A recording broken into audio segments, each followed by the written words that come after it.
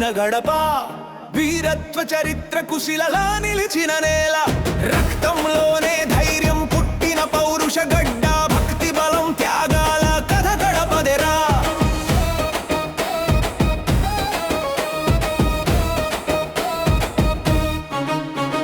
వెంకటేశ్వర స్వామి తొలి అడుగు పడ్డ పవిత్ర నేల మా కడప ఒంటిమిట్ట గుడిలో రామయ్య నవ్వే చిరునవ్వు రామనామ మోగుతుంటే మురిసిపోతుంది నేల పుష్పగిరి పుణ్యక్షేత్రం శివ కేశవ కలిసిన ప్రదేశం త్రిమూర్తులు ఒకటిగా వెలిగే పవిత్ర స్థలం